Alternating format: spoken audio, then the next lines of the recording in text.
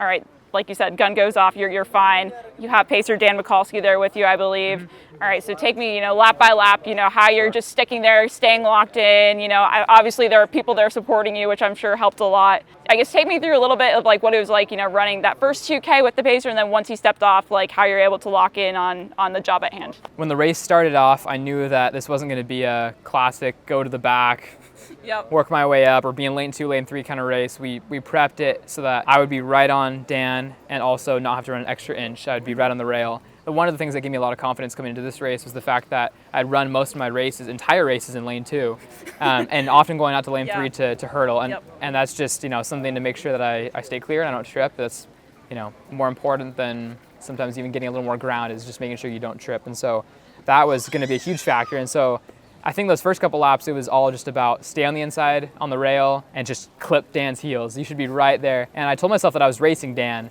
and I think that helped a lot because if in the steeple, in most events alone, it's hard to stay right on a pacer. It's just difficult, and it's easy to slip. And so in a steeple, I knew I had to be extra on it because sometimes my hurdles aren't the best, and so it would mean that I'd have to quickly get back because anytime that you even give an inch, it can turn into a mile. And so I think those first couple laps, I was just so bent on staying right on Dan that they flew by. So the first 3 laps are great. When we came through a mile, I knew that Dan was originally supposed to go through a mile, but he said that if he was feeling good, he'd go through 2K. When he was locked in, we came through the mile a second under pace, and that was like the greatest relief ever because as well as I was feeling, I knew that my body was running faster than it ever had and was being pushed to its limits.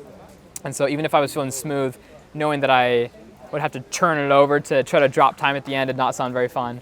And so being a second under pace felt great. And then when Dan stepped off and I took over, I felt really, really good. And with 2 laps to go, I definitely started like feeling some fatigue, and I could tell that I needed a little more effort per hurdle to get over. But I will say that I just felt super, super smooth, and that was what was important to me, is no matter how tired I was, if I could stay smooth, I knew I was going to run the time. And then with a lap to go, I was like, oh my goodness, I can run 65. I got that.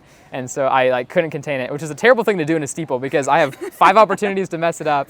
And then I came around the last water jump, and I could tell I was tired because I kind of stumbled on that last jump there. I didn't have as much ground as I wanted to. But then coming into the home stretch, I probably had one of the cleanest hurdles I've ever run. I don't know how. I think it was just everybody screaming their heads off, and crossing the line was just relief. That's the only word I can think of. It was great.